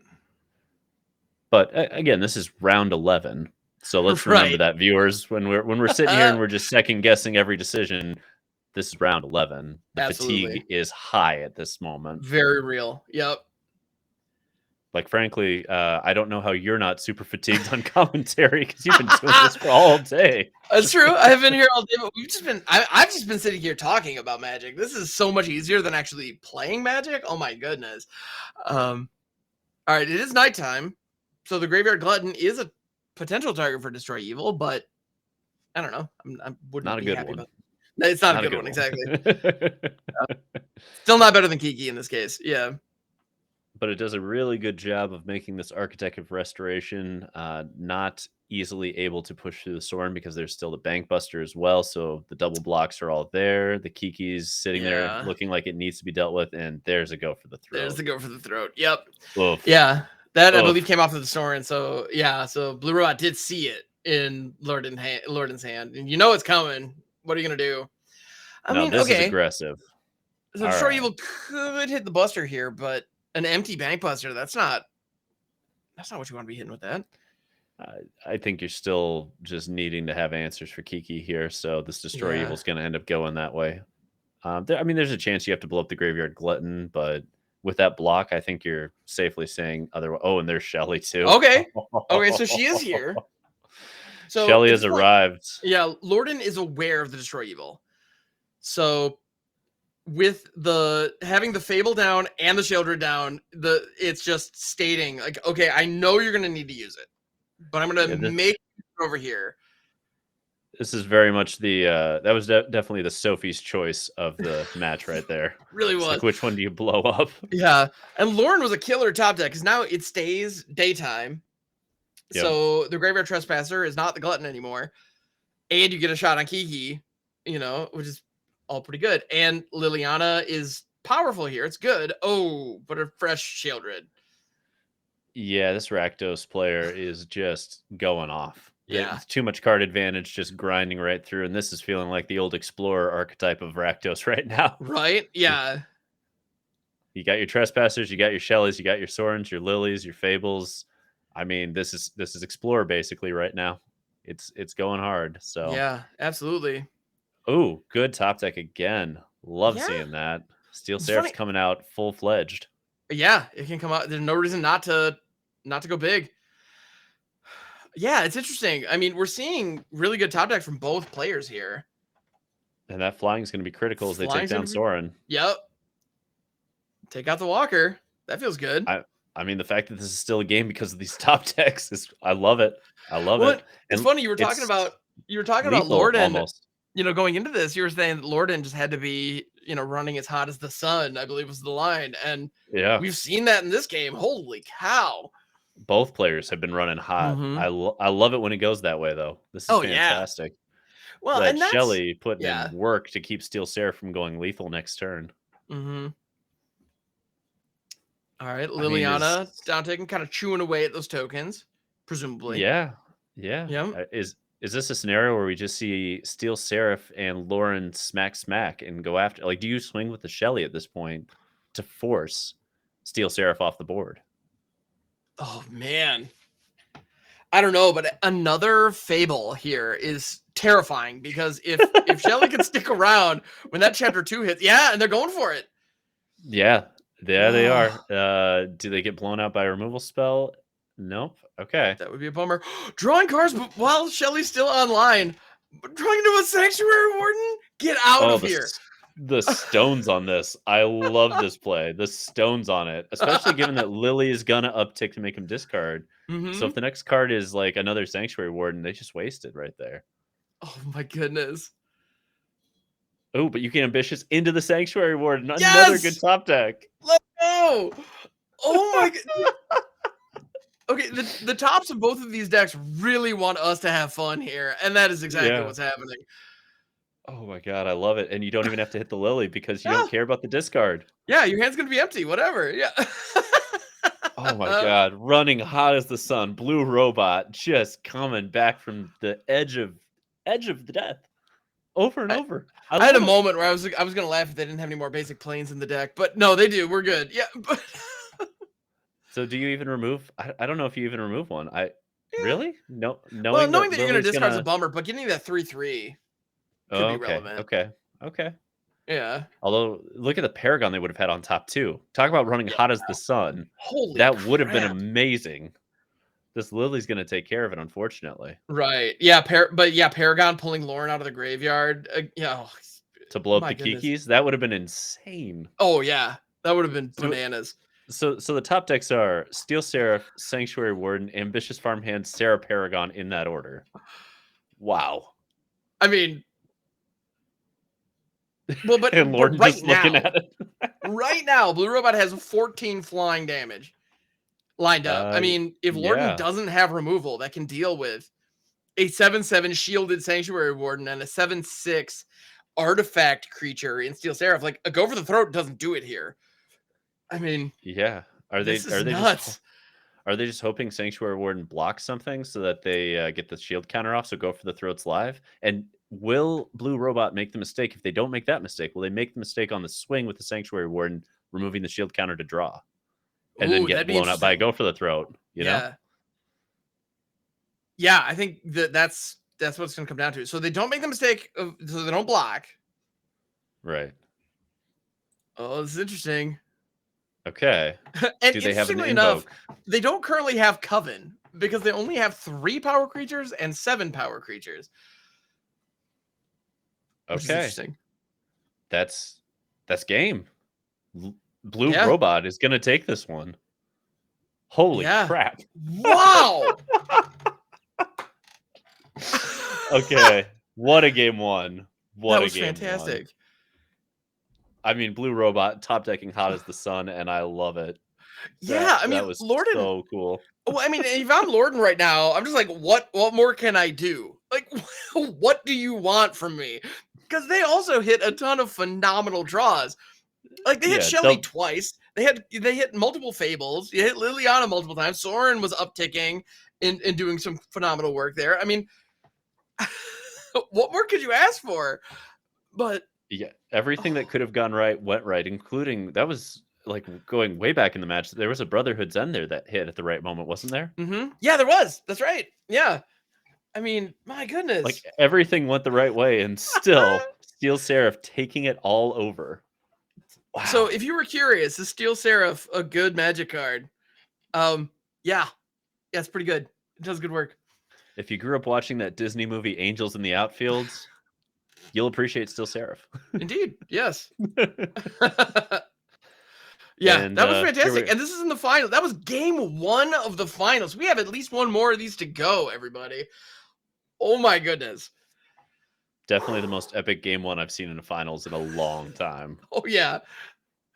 I was convinced that Blue Robot was going to get rolled there, and those top decks just, if one of those is a Plains, the game's over. The other way. Easy. Yeah, exactly. If it wasn't just straight gasoline all the way down. Yeah. Oh, my goodness. Wow. Right? Wow. I don't have any words. I'm out of words, which it doesn't happen often. Yeah. Only on hour 8 of commentary, right? Exactly. All right. I mean, I love it too, because there's like a 5-minute delay here. So I'm kind of looking over, seeing the comments as people are getting to witness this happen in real time on their end. You know, that's the best. Dude, I love the delay chat. It's fantastic. Yeah. Although every now and then somebody will throw the lull emote. I was like, wait, what were they laughing at? Did I do a good joke? I don't know. Anyway, yeah. It's like, that probably wasn't me. That was, anyway. All right. Okay, this looks reasonable. Yeah, this looks legit. You've got the red source in Jetmir's Garden, which is also a Plains for the, potential lay down arms action. Wedding Announcement, Steel Seraph, Farewell in the back pocket, just in case. Always good to have. So, all right. What I like about this hand is that you've got 3 Plains for your lay down arms. You've got Roadside with an enchantment and an artifact in hand. You've got your first 4 land drops. You've got Wedding Announcement to keep Lily at bay and keep Invoke at bay. You've got Farewell to clean it up, and you've got Steel Seraph, which is just Cabela. Oh yeah, just sitting there, ready to go on turn 3 or turn 6, depending on how things go. This is a great hand. This is where you want to be. The only issue that I see with this is that and Brotherhood's End in the mix. Okay, now they don't have a second red source, but all right. Brotherhood's End's a little greedy for a deck with this few red sources, and I'm Mhm. gonna double check my math here, but I'm pretty sure there are 1, 2, 3, 4, 5, 6, 7, 8, 9, 10, 11 red sources is all. In a deck That's that only has the deck only has 23 lands as well. And part of the reason that you can run so few lands in this situation is because you have cards like the Farmhand or the Restoration of Vagandra that go and fetch basic planes. But that right, doesn't help you find your second red source. right. Yeah. So that is, you're right. That is that's a greedy piece, even coming out of the sideboard. All right, Sheldred just starting things off. Oh, but they tap it Shelly, immediately. So, yep. Shelly oh, coming in hot, but Wandering Emperor is about to punish the hell out of that mhm. play. Oh yeah, big time. Yeah, going for the damage there was aggressive for sure. But here we have a main deck Emperor that is just gonna All right. get her gone. I mean, You have to, right? You go oh, Plains 100%. Emperor minus get rid of Shelly. It's not You're even a not thought. Yeah. I can appreciate, being deliberate. I'm not saying that Blue Robot's doing anything wrong by like taking their time and kind of considering, because in this kind of a game, even making sure you tap your mana correctly will go a long way to, and that you know, but right. in this And case, that yeah, no, jam the planes, jam the Emperor and go, because you don't know what they're going to draw into. And on top of that, you don't want to even let them draw once or even untap if you can help right. it. Yeah, when your opponent's tapped out and you have a clean shot at a threat that's going to end the game if left unchecked, yeah, you just got to take it. For those that are wondering why I think Brotherhood's End is a greedy play, when you have 11 red sources in your deck, that is turn 7 play to have if you use the hypergeometric calculator and Frank Mm, Karsten's mathematical equations, which you should be if you're playing competitive Magic and are trying to do basic math on whether this or that will work. right. Those are your friends, and just read Frank Karsten's article sometime. Man's genius. He Yeah, that's never a bad literally idea. wrote the book on how you develop mana bases, and he rewrote it 3 times whenever Wizards put out new like bounce lands, all Hmm. that stuff. Read Frank Karsten's stuff. Yes. It's if you're playing competitive Magic, you need to know it. All right. So Do you do the Steel Seraph? that's a good question. I mean, are we in a position? So that Invoke Despair was frustrating, but it got a token, a wedding announcement, and an Emperor that only had 1 loyalty left. So It that was a one wasn't for it was actually what. a 1-for-1 in the end because Emperor takes Hmm. Shelly, token and wedding announcement come out, so it's just a 1-for-1. Yeah. Like we did a 2-for-2 with Emperor and Invoke and wedding announcement and Wandering Emperor. Yeah. I mean, that's tough to get good value against, Sheldred and Invoke Despair, but Blue Robot found a way. So I'm tempted to run out the Steel Seraph here, knowing full well that there's a high likelihood Lorden has an answer. Oh, I'm Um, absolutely not playing it in this scenario because you have Farewell next turn to take Bankbuster and whatever else they do to extend their lead because they're gonna run something else out, right? And then More you than get your likely. 2-for-1, and then you get the big Seraph the turn after the Hmm. Farewell. Yeah. But that's me. Okay. That's fair. And obviously, Blue Robot went the other way on this one. Man, that Brotherhood's End is just looking so sad right now. Yeah. Well, and now actually with the Seraph being the smaller Seraph. Oh, but here comes the duress. I think So I you're have a about to feeling get Farewell. validated on the Steel Seraph Yeah. play. In the end, I think it turned out okay. Yeah, because they take the laydown arms. They have something weird going on. Oh yeah. What are they up to? Well, that laydown arms is point and click removal for Sheldred at this point because there are 4 planes on board. Okay, so either way, it was getting abraded even if we Hmm. waited. There's the second red source. Yeah. A little late, but it's there. Better late than never. Absolutely. So at this point, Lorden is more than likely going to get another draw off of the Bankbuster, but now they're in kind of a holding pattern because running something out here, or just play another duress. Never mind. Okay, I'm going to keep my mouth shut. My goodness. There's This is Sheldred a and good Brotherhood Thens time. can't do it. Oh my goodness. This is a good time for Blue Robot to start running hot as the sun again. Oh yeah. Yep. Time So to now you just top top deck deck your straight way. fire. That's a good one. That's a good start to top decking straight fire. You can Yeah, Brotherhood's End okay, we're off to an here okay start. and I guess just blow up the Bankbuster if you're gonna do it. That'd be my thought. I don't know that they want to do that yet. And I agree with holding in case there's like Fable or something. Right. Yeah, that makes sense.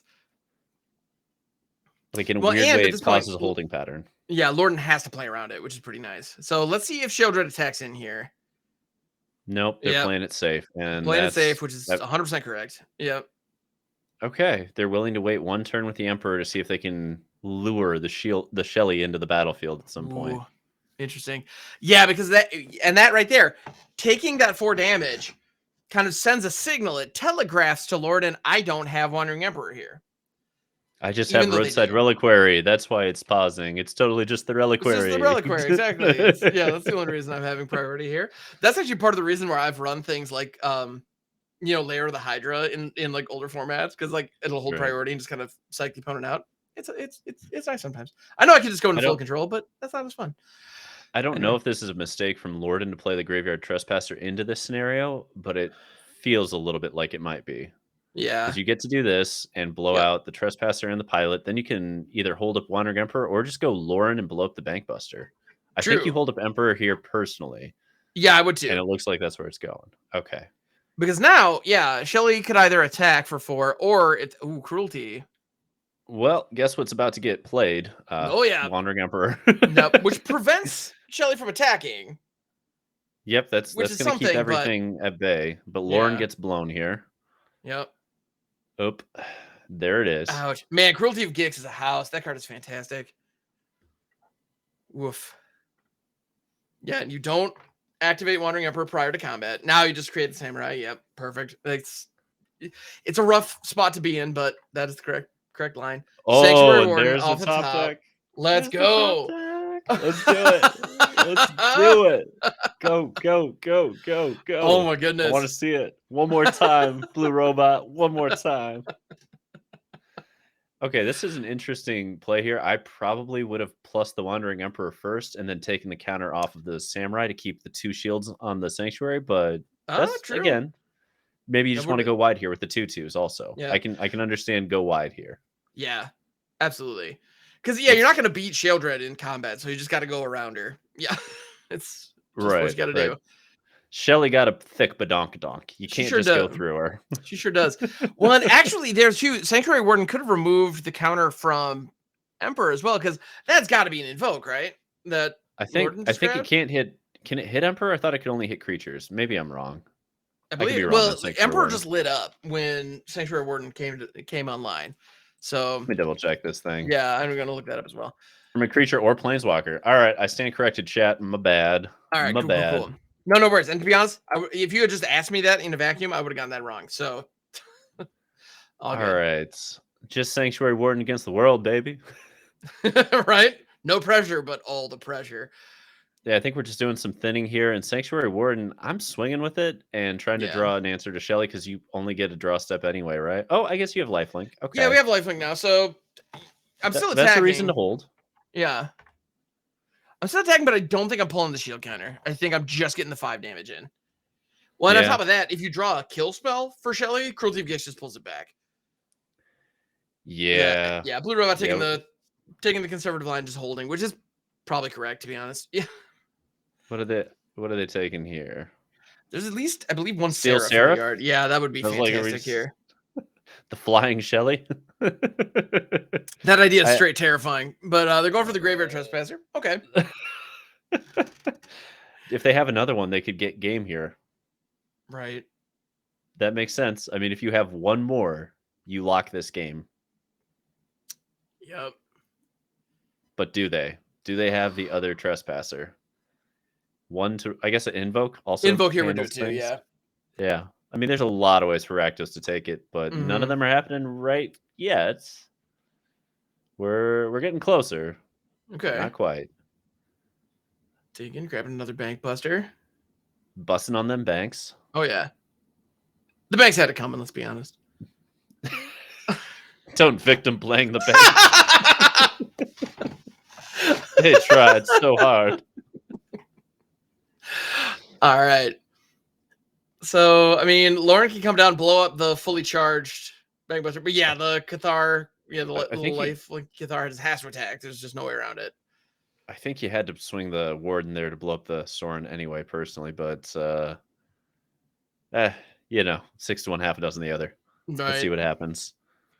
This buys a little time, and by that I mean 1 turn. Oh, no, Not they're just going even. for it. They're Okay, they're just digging. going for it. Let's go. Ah, Shelly. Yeah, they don't find it. Doggone it. Yeah, it turns out Sheldron's pretty good. Yeah. Well, at least we get the full set of 3. Ladies and gentlemen, full set of 3 coming. I do love a good game 3. Let's go.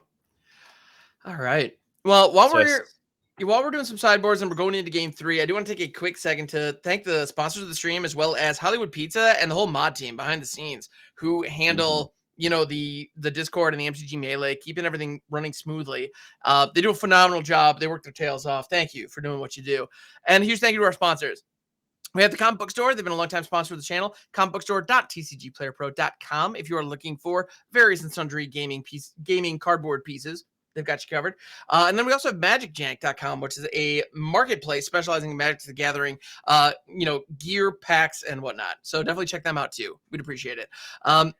Yeah.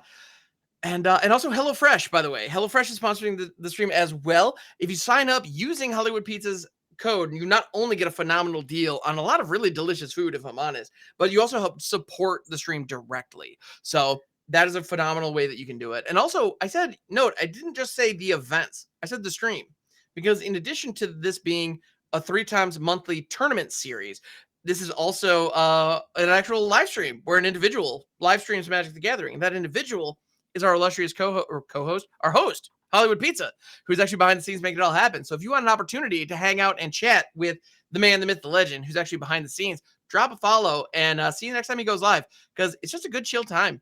And at the end of the day, if you're looking for a good chill time with some Magic players, man, Hollywood Pizza is a wonderful place to be. Also, he is pushing for a partner. So even if you want to just hang out and lurk, even if you're not in a position where you can engage actively with the chat, just showing up and being present really helps out in the algorithm when you're applying to become a Twitch partner. So that would be fantastic if you wouldn't mind helping our boy Hollywood Pizza out and helping him reach that goal. It would make a huge difference. It'd be really cool. It's a good way to give back to the community, everybody. Oh, yeah. You've seen the show that he puts on week in, week out, and the ask in return is to, show a little love, do a little lurking, etc., etc. Also, just quickly, thank you to all 205 of you who are here, whether you're active, whether you're lurking, whether you've got 3 tablets and 3 accounts and trying to just help push those numbers up. I don't care. Thank you. Thank you for being a part of this community. Yeah. And if you do support through HelloFresh, your food will be fresher than those that don't. That is accurate. Yeah. It's the freshest of food, hence the name. Yeah. And fun fact, actually, the DarkStream, believe it or not, you would assume based on the name that, hey, is he a streamer? Yes, in fact, he is. So definitely give DarkStream a follow as well. And if you want to see, it's funny, actually, I was checking out some of your VODs not too long ago, and I saw that you actually play Vintage on your stream sometimes. Which, oh, yeah. Holy cow, that sounds like an untapped market, because how often do people actually get to see Vintage live in action? There's one other stream that I'm aware of. So I actually track 200 Magic streamers on a document to figure out what everybody's up to, when they stream. Like, I have everything categorized on down, and I don't do a lot of streaming. I stream 4 hours a week. Like, that's everybody. It? I didn't realize that. I do almost all of my stuff behind the scenes, helping out with different people, because that's what I prefer to do. Like, I like streaming. It's a good time. I love doing stuff like coverage. I love doing stuff with the community. That's really where I tend to spend most of my time. But I know you've been making the push for partner yourself, haven't you, Hamhocks? I have been, yes. Yeah, I am. I'm getting really close to hitting partner. I actually was able to apply, so that was new. First one got rejected, but I hear the first one always gets rejected. But yeah, so in any event, if you want to, Hamhocks42 here on Twitch. I stream in the mornings. We play janky decks, and I'd love it if you wouldn't mind stopping by. Who knows? You might enjoy yourself. It's a fun time. We have a good time. But with that, here we are. We're rambling and promoting some lovely people doing lovely things. But we have a game. It is afoot. We have here we are. This is game 3 of the finals. All the marbles. This all comes down to this game. And decides the winner of the tournament today. For those who are wondering, the reason to play the Jetmir Garden there and not play the Fable is we clearly see Lorden holding up 2 mana for the removal spell. So we're just doing a stutter step and drawing a card with Bankbuster instead, and then pushing into Fable probably to force the awkwardness of Lorden and not letting them just curve a removal spell into a better threat. That's the point of that play. It's a 100%. stutter step play. It's a great one. Yeah, when your opponent drops a second land and passes, they probably have some kind of removal or counter spell. In this case, clearly not a counter spell because we're working with Rakdos. But yeah, now they have a situation where they have to either play out their 3-drop threat, which they choose to in this case, which is Liliana, or hold the removal back again for if you try to do something else. And on top of that, you have Destroy Evil in hand, which may have been relevant. Turned out it wasn't. But you also have the Bankbuster, which can draw a card. I would probably do that before this resolves. To get maximum information, absolutely. Yeah, just in case. But they do have 2 lands in hand anyway, so that was probably what they were going to discard regardless. Yeah, definitely. They were going to discard regardless. But, and part of the reason that you can do the stutter step in that position is because there's a Destroy Evil for the Shelly on turn 4 already. If there isn't, you may want to play the Fable anyway, even into the removal, just to get the card filtration through before Shelly can come down and make it painful. But because Destroy Evil's in hand, you get around that. Absolutely.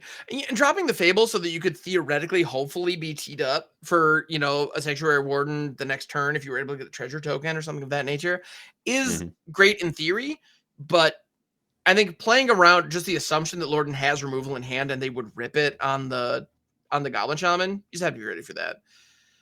Ooh, is it Warden? I'm on Farewell here. Farewell is absolutely what I discard. I'd let Farewell go as well because our opponent is rocking Planeswalkers for value, which Farewell can't deal with. And on top of that, they're running Cruelty of Gix. So if you discard a Sanctuary Warden and they rip a Cruelty of Gix when they get to 5 lands, you're in trouble. All right. And so, I would hate to set that up. Yep.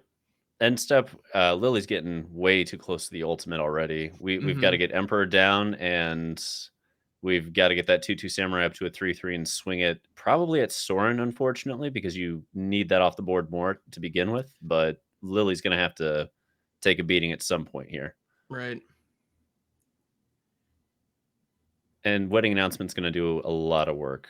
Now, is this where the punishment of trying to stutter step with a Fable really hits you?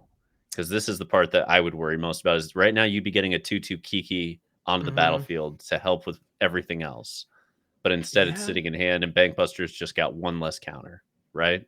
Right. Oof, I don't know. This is interesting. I feel like the stutter step was the right play given the information you had. Right. And now that we know, okay, so Lorden just took 4 damage to the face to pull Sheldred. But if they play Shelly here, it's actually to the advantage of Andy Mega. Oh, 100%, because that Destroy Evil pops off, and that's that. And the ability to double spell goes down, whereas right now they're holding up the double spell because of the Trespasser. So there's probably a go for the throat here, just sitting on the other side. Yep. I have a feeling that Samurai is not long for this world. Lily ticks up, Warden goes down is probably where this goes. Yeah, probably. At this point, because, you're not going to be casting Warden anytime soon, which is unfortunate, but it's the reality. You're hoping to draw a land so you can just double spell Fable, Destroy Evil. And not what you want. All right. No. Well, I think you're probably...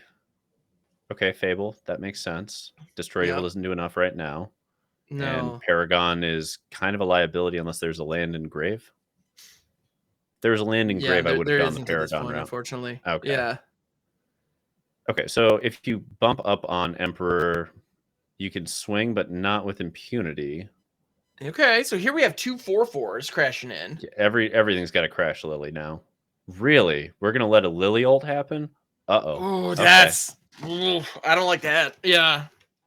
I mean, we're getting Sorin off the board, so that's something. But you could literally with Lily, just go, you can have 4 lands, you can have your entire board. Right. And just lock them out of the game on lands. That's because you can't lose terrifying. your whole board to it. Yeah. Let's see what happens. I'm ulting Lily 100% here. So what do we see, Lorden? It's game 3. Here we go. Yep. The 2 piles. This is how we get epic with game 3. Oh, here we go. I mean, I'm doing 4 lands and maybe a 1/1, and everything else goes in the other pile. And Blue Robot needs to remember well, I'm going to read this to make sure I'm remembering this correctly, but the pile you click, if I'm not mistaken, is the pile you sacrifice, not the pile you keep. Let's really hope we don't get like a oops followed by a scoop at the end of this whole Oh, that sequence. would be such a bummer. Wait for this to end. Oh my goodness. I've seen it. I've seen it happen. Yeah, I've seen it too. I've done it, if I'm honest.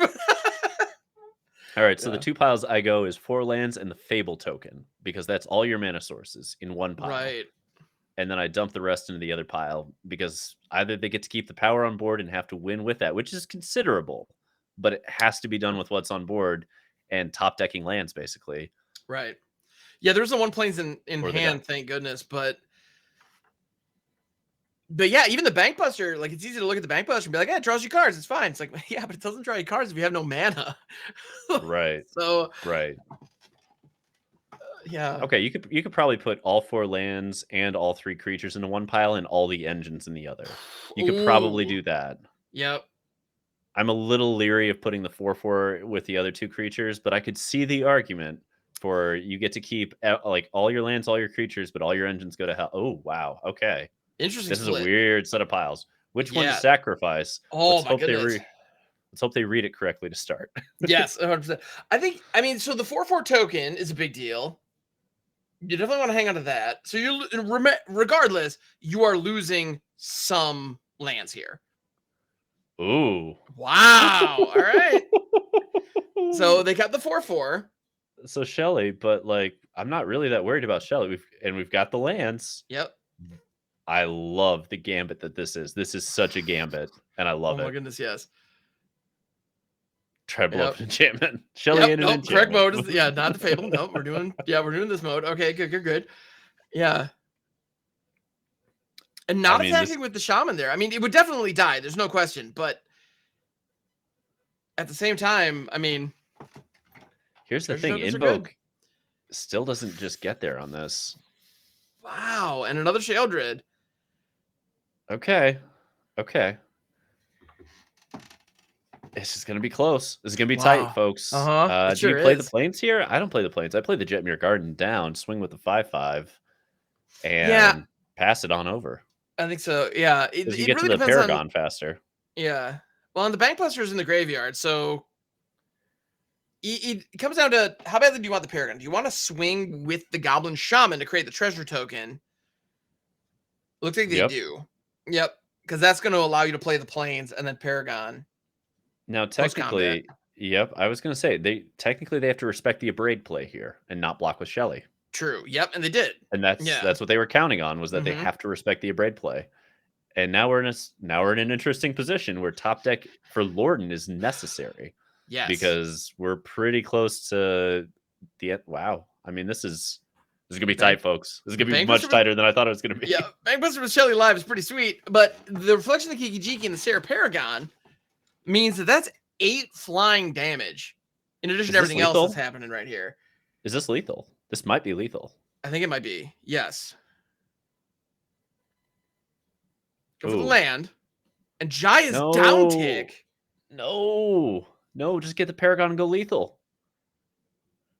Oh. Jai's down tick does get Shelly off the board. Oh, that's true. That's true. Wait, does it? Oh, yes, because upon attack, they attack with the whole board. Oh, never mind. I rescind all my comments. Yeah, Sorry, no, this is still Feel free to flame me forever, ever. Holy cow! What a game! Through a Liliana ult, Blue Robot somehow pulling it off for the win in the finals. Wow!